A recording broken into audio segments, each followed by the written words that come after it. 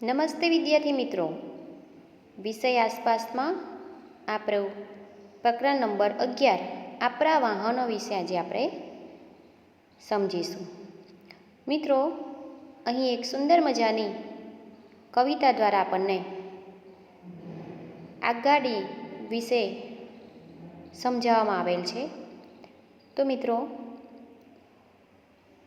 જોઈએ આપણે.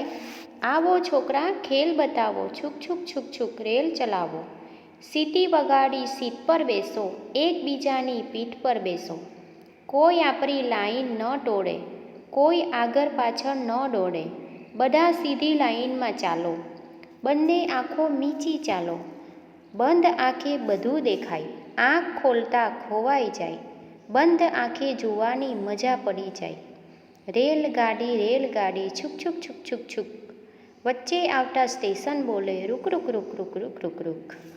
તો મિત્રો અહીં શું કહ્યું છે કે આ કેટલાક જે બાળકો છે જે રેલગાડીની રમત રમી રહ્યા છે. અહીંથી ત્યાં, ત્યાંથી ટપટા બળતા પાટા ઉપર, અહીંથી ત્યાં, ત્યાંથી ઉપર, છુક છુક છુક છુક છુક છુક છુક, લાઈટ કરતી સરસર સરતી, અજવાળામાં છૂક છૂક કરતી, અંધારામાં છૂક છૂક કરતી, બટાટાનું ખેતર ને રણની રેત, ગરડો ખેડૂત ને બાજરીના ખેત, ખેડૂત ખેતર લીલા મેદાન, મંદિર મકાન ચાની દુકાન. મિત્રો, જ્યારે તમે ટ્રેનની મુસાફરી કરી હશે, બરાબર ને? તો અહીં શું કહે છે કે જ્યારે આપણે ટ્રેનની મુસાફરી કરીએ છીએ અને ટ્રેન એ અંધારામાં છૂક છૂક કરતી, કે અંધારામાં પણ રેલગાડી તો છૂક છૂક કરતી આગળ ને આગળ દોડતી જતી જ હોય છે. અને જ્યારે રેલગાડી જતી હોય છે ત્યારે જે બટાટાનું ખેતર દેખાય છે, રણની રેત, રણમાં જે રેત હોય છે એ જોવા મળે છે, અને જે ગરડો ખેડૂત છે એ બાજરીના ખેતરમાં ઊભેલો જોવા મળે છે. ખેડૂત ખેતર લીલા મેદાન, મંદિર મકાન ચાની દુકાન.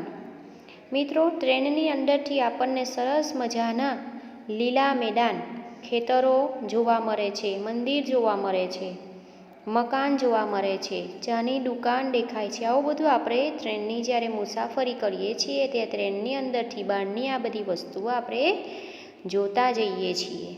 રેલગાડી છુક છુક છુક છુક છુક છુક છુક, વચ્ચે આવતા સ્ટેશન બોલે રૂક રૂક રૂક રૂક રૂક રૂક રૂક.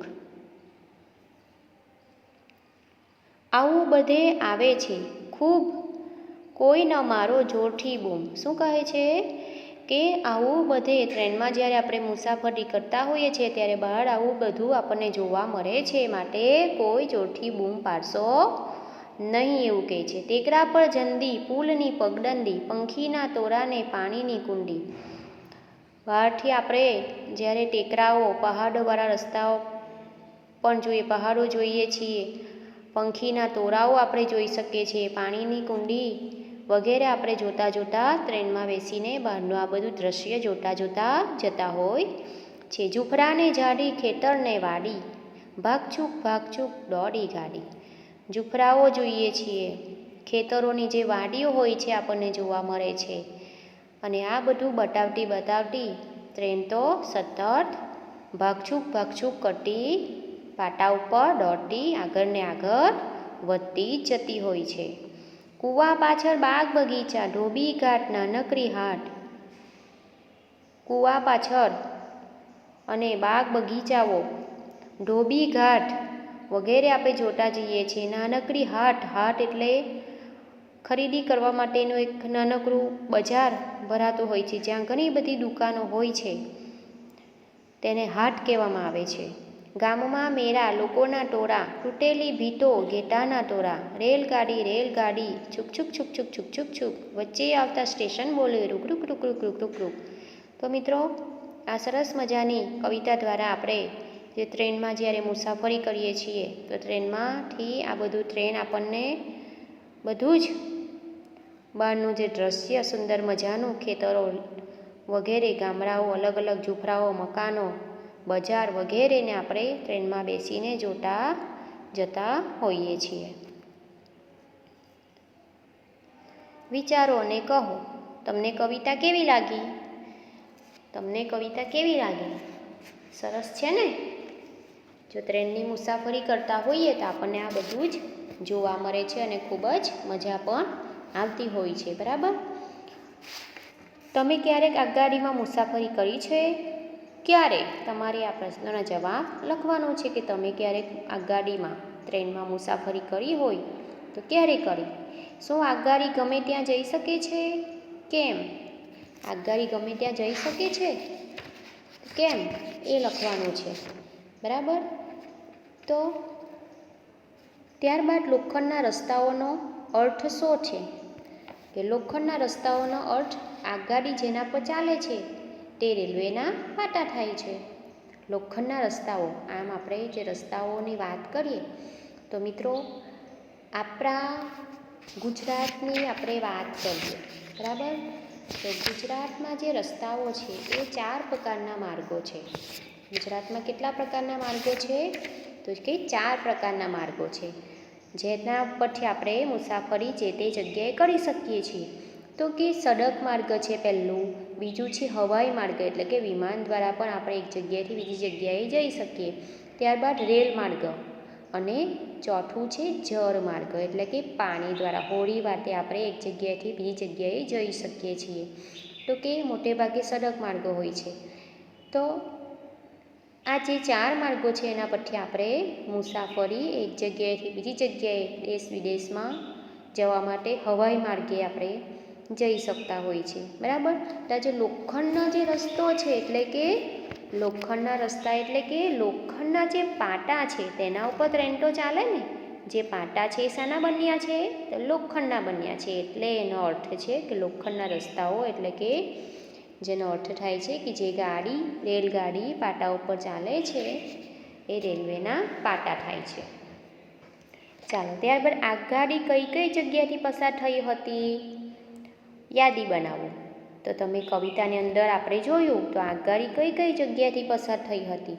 તો બધા જ આપણે જોયું કે બટાટાના ખેતર, રેતીનું રણ, બાજરીના ખેતર, લીલા મેદાન, મંદિર, ચાની દુકાન, પુલ, પગદંડી, ઘણી બધી આ તમને કવિતામાંથી જોવા મળશે.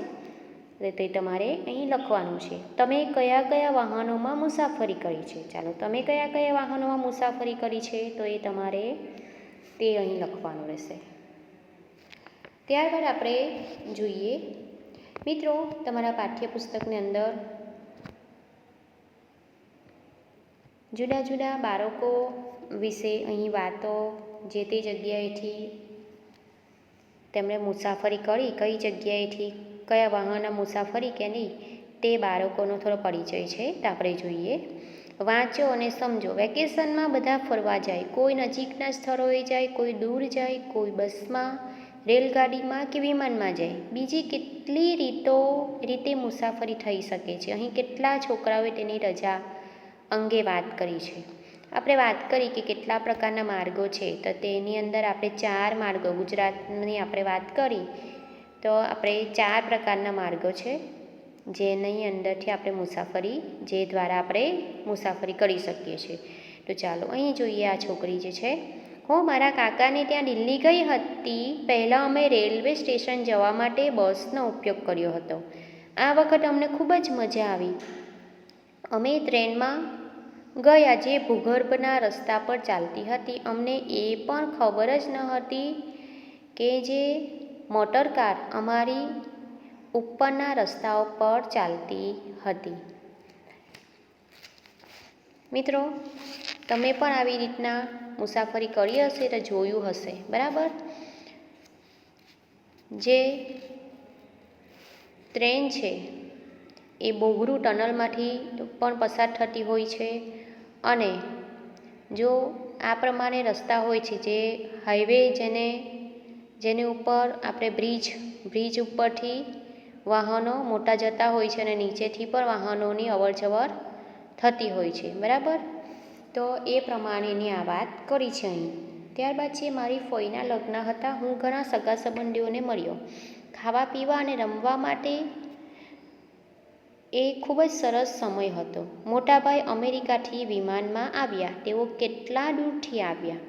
અમેરિકાથી આવ્યા છતાં અહીં એક દિવસમાં પહોંચી ગયા. ફોઈ જ્યારે ઘરમાં જતા હતા ત્યારે ખૂબ જ સુંદર લાગતા હતા.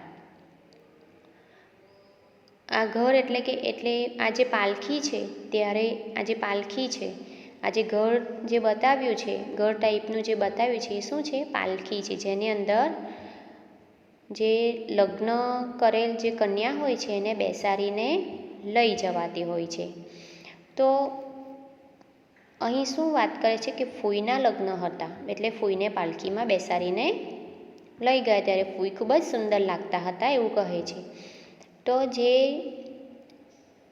મોટા ભાઈ હતા એ અમેરિકાથી આવ્યા હતા. તો એ ખૂબ જ ટૂંક સમયમાં આવી પહોંચ્યા હતા, એક જ દિવસમાં. કારણ કે તે શામાં આવ્યા હતા? હવાઈ મથકે, એટલે કે હવાઈ જહાજ જે વિમાનમાં આવ્યા હતા, જેના કારણે તે જલ્દી આવી ગયા હતા. હું મારા નાની માને ત્યાં કેરાલા ગઈ હતી. તેઓ જ્યાં રહે છે ત્યાં બધે પાણી જ જોવા મળે છે. અમે સ્ટેશનથી તેઓના ઘર સુધી પહોંચવા બસમાં કે મોટરકાર લઈ શકતા હતા. તેને બદલે અમે તેઓના ઘરે જવા માટે હોડી લીધી. આ થોડું અનોખું લાગ્યું, પરંતુ ખૂબ જ મજા આવી. આ છોકરી શું કહે છે કે અમે નાની માને ત્યાં કેરાલા ગઈ, નાનીને ત્યાં ગયા હતા કેરાલા. તો ત્યાં કેરાલામાં તો બધે પાણી જ હોય છે, પાણીવાળો વિસ્તાર છે. ત્યાં લોકો ઘણા હોડીમાં પણ, નૌકામાં પણ પોતાનું ઘર બનાવીને રહેતા હોય છે. તો આ જે છોકરી એ શું કહે છે કે અમે બસ અથવા તો મોટરકાર લઈને પણ જઈ શકતા હતા, પરંતુ તેના બદલે અમે હોડીનો ઉપયોગ કર્યો. કારણ કે હોડી વાતે અમને જવાનું જરાક એક અનેરો આનંદ મળે અને કે અલગ લાગે. હોડીમાં બેસીને એક જગ્યાએથી બીજી જગ્યાએ જવામાં જે આનંદ મળે અને કંઈક આપણને જુદો અનુભવ મળે, એના માટે તેઓ તેમાં બેસ્યા હતા હોડીમાં અને નાની માને ત્યાંથી તેઓ સ્ટેશને પહોંચ્યા હતા.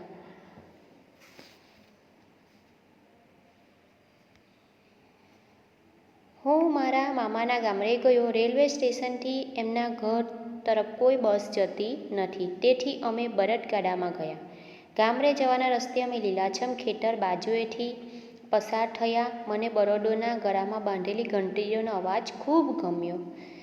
ગામડાઓમાં મિત્રો આ બળદગાડામાં બેસીને જવાની મજા જ અનેરી હોય છે, ખૂબ જ મજા પડતી હોય છે. ભલે આપણે આજે વિમાનમાં પણ મુસાફરી કરી હશે, પરંતુ બળદગાડામાં બેસીને જે ગામડામાંથી જે ખેતરો પસાર થાય છે અને ખેતરોમાંથી લીલાછમ ખેતરો, જે અનાજના ખેતરો હોય છે, એ લીલાછમ ખેતરો જ્યારે જોતાં જોતાં આપણે ખેતરોમાંથી બળદગાડામાં બેસીને પસાર થતા હોય છે, ત્યારની જે મજા હોય છે એ ખૂબ જ અનેરી મજા હોય છે.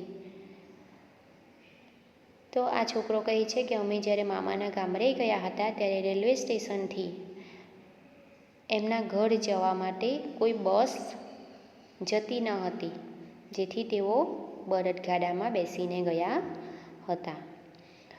તો મિત્રો